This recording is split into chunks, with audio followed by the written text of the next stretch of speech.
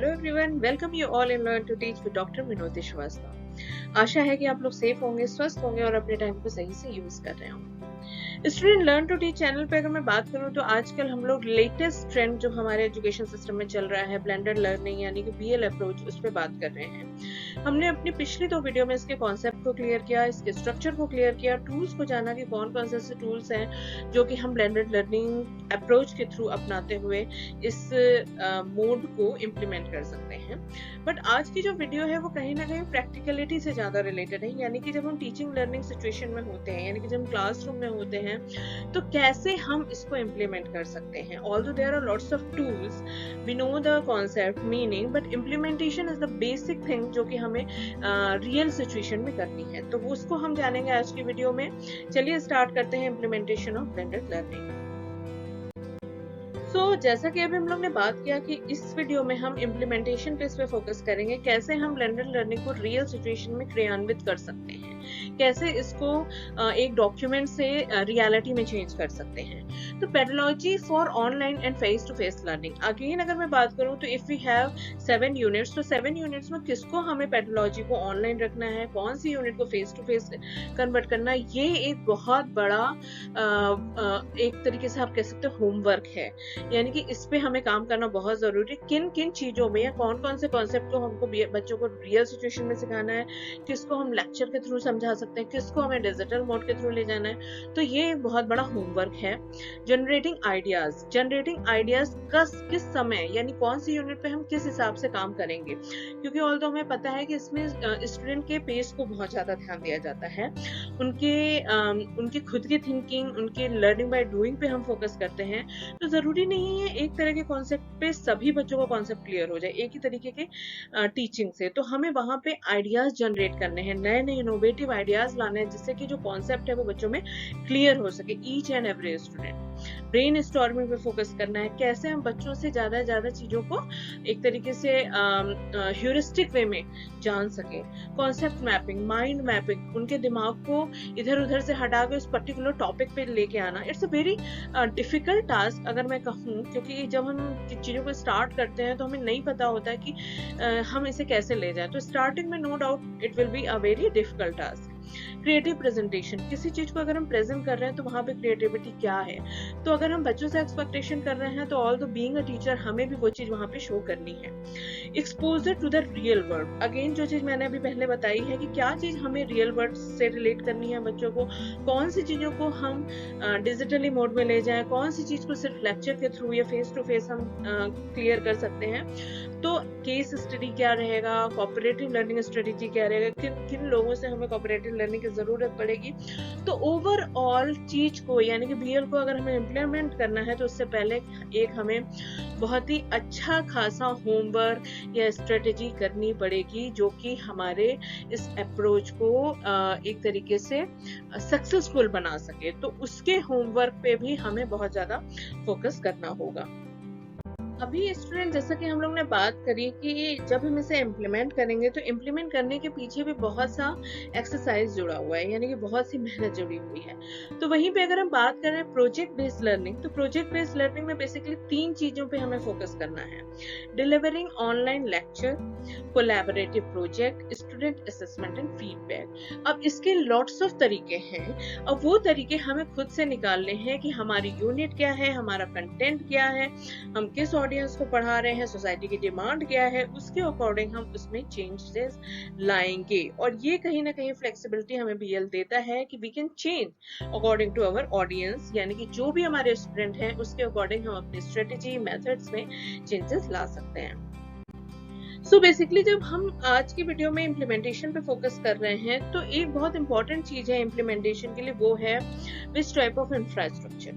क्या हमारे Indian institute या हायर एजुकेशन या स्कूल या सेकेंडरी लेवल के जो स्कूल्स हैं, क्या उनका जो इंफ्रास्ट्रक्चर है वो इतना सुटेबल है कि वो बीएल को झेल सके या बीएल अप्रोच अपनाया जा सके उसमें? नो। तो अगर मैं बात करूं तो सबसे पहले जो काम है एक इंस्टीट्यूशन लेवल पे क्वालिटी को इम्प्रूव करने का या फिर बीएल अप्रोच को अडॉप्ट करने का, तो वो है हमें अपने इंफ्रास्ट्रक्चर पे सबसे पहले फोकस करना पड़ेगा। अब क्या है face to face video lecture तो हमने डिसाइड कर लिया, बट हम कराएंगे कैसे? तो क्या हमारे पास वो फैसिलिटीज हैं? इंटरनेट बेस्ड क्या लर्निंग है हमारे पास? इंटरनेट की क्या स्पीड अच्छी है? या यानी कि वर्चुअल स्टेशन अगर चल रहे हैं तो क्या कनेक्टिविटी अच्छी है? तो all these things are necessary if we trying to implement this BL approach in each and every sector of our education system. तो हमें पहले इस पे फोकस करना है, then we have to implement it. Project based learning कैसे हो सकती है? अगर हम प्रोजेक्ट बेस्ड लर्निंग दे रहे हैं तो क्या हम उतना स्पेस बच्चों को देते हैं? क्या कुछ कोलैबोरेशन है सोसाइटी से या किसी ऑर्गेनाइजेशन से जिसमें कि बच्चे रियल सिचुएशन में जाके सीख सकें? रिमोट लर्निंग का क्या प्रोसेस है? सैटेलाइट बेस्ड टीवी चैनल्स का क्या प्रोसेस है? एंड ऑनलाइन अगर सपोज बच्चे हैं तो ऑनलाइन असेसमेंट में हम क्या क्या अप्रोचेस अपना रहे हैं? तो ये कुछ बेसिक इंफ्रास्ट्रक्चर हैं जो कि कहीं ना कहीं टेक्नोलॉजी के फॉर्म में जरूरी है if we want to implement BL in education system. Although student implementation की बात करने के बाद अब सबसे बेसिक चीज जो आती है हमारे सामने वो है कि assessment and evaluation. Although suppose हमने इंफ्रास्ट्रक्चर खड़ा कर लिया, प्रोग्राम जो है वो रन करना शुरू कर गया है, इम्प्लीमेंटेशन होना शुरू हो गया है, वर्किंग सारी हो रही है, then how can be assessment and evaluate all the process? हम किस उस पूरी प्रोसेस को कैसे असेसमेंट एंड इवेल्युएट करेंगे? तो यहाँ पे हमारे पास दो तरीके हैं जिसके माध्यम से हम इसको इवेल्युएट कर सकते हैं. पहला है समेटिव एंड दूसरा है फॉर्मेटिव. हमें इन दोनों के बीच का अंतर पता है. फॉर्मेटिव जो है उसका ड्यूरेशन जो होता है थोड़ा शॉर्ट ड्यूरेशन का होता है और सिस्टम में चेंज यानी कि सुधार लाने के लिए हम फॉर्मेटिव को यूज करते हैं, जबकि समेटिव क्या है वो प्रोग्रेसिव होता है और कहीं ना कहीं ये प्रमोट करने के लिए होता है, यानी कि बच्चा इसके जरिए नेक्स्ट क्लास में जाता है, उसको जो है उसकी डिग्री में परिवर्तन आता है, जबकि फॉर्मेटिव उसको सुधार करने के लिए किया जाता है. तो समेटिव में क्या क्या हो सकते हैं? लाइक जो असेसमेंट जो BL फोकस करता है वो कहता है कि ओपन बुक एग्जामिनेशन पे फोकस करता है हमारा BL. ग्रुप एग्जामिनेशन पे फोकस करता है, स्पोकन स्पीकिंग एग्जामिनेशन पे फोकस करता है, ऑन डिमांड एग्जामिनेशन पे फोकस करता है, यानी कि जब बच्चों की डिमांड है, जब उन्हें लग रहा है कि नाउ आई एम रेडी, तो हमें तैयार होना चाहिए समेटिव इवैल्यूएशन स्टडी. वहीं दूसरी तरफ हम अगर फॉर्मेटिव की बात कर रहे हैं तो फॉर्मेटिव में कुछ स्ट्रेटेजीज जो है जो BL एक तरीके से प्रमोट करता है. E portfolio of each and every student, because इससे एक्सेसिबिलिटी बहुत बढ़ जाती है. सपोज आज की डेट की अगर हम बात करें तो फिजिकली हम एक जगह एक कॉलेज में प्रेजेंट नहीं हैं, बट अगर इलेक्ट्रॉनिक वे में अगर हम एक दूसरे से जुड़े हुए हैं तो कहीं ना कहीं पोर्टफोलियो भी हमारी काफी मदद कर सकती है बच्चों को इवेल्युएट करने में, अगर हमने ई पोर्टफोलियो पे स्टार्टिंग से फोकस किया होता तो क्रिएटिव प्रोडक्टिविटी क्या है? क्लासरूम ऑनलाइन क्विजेस करा सकते हैं, आर्टिफिशियल इंटेलिजेंस टूल जो होता है जो कि बच्चे की स्पीड पे, एक्यूरेसी पे, ऐसी बहुत सी चीजों पे आर्टिफिशियल इंटेलिजेंस टूल, और देखा जाए तो बच्चे का एक ओवरऑल जो एडजस्टमेंट है वो हमें आर्टिफिशियल इंटेलिजेंस टूल से भी समझ में आता है.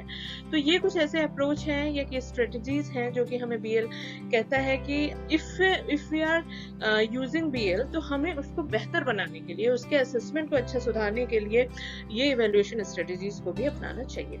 तो ओवरऑल स्टूडेंट आई थिंक आज हम BL अप्रोच को यहाँ पे एंड करते हैं और आई होप आपको ब्लेंडेड लर्निंग अप्रोच का concept, meaning, strategies, structure and tool and even implementation समझ में आया होगा. इन केस आपको BL से रिलेटेड कोई भी डाउट एंड क्वेरीज है तो यू कैन आस्क मी, आप मेरे से पूछ सकते हो. फिर मिलते हैं अपनी नेक्स्ट वीडियो में, तब तक आप अपना ख्याल रखिए, फैमिली वालों का ख्याल रखिए. मिलते हैं, till then take care and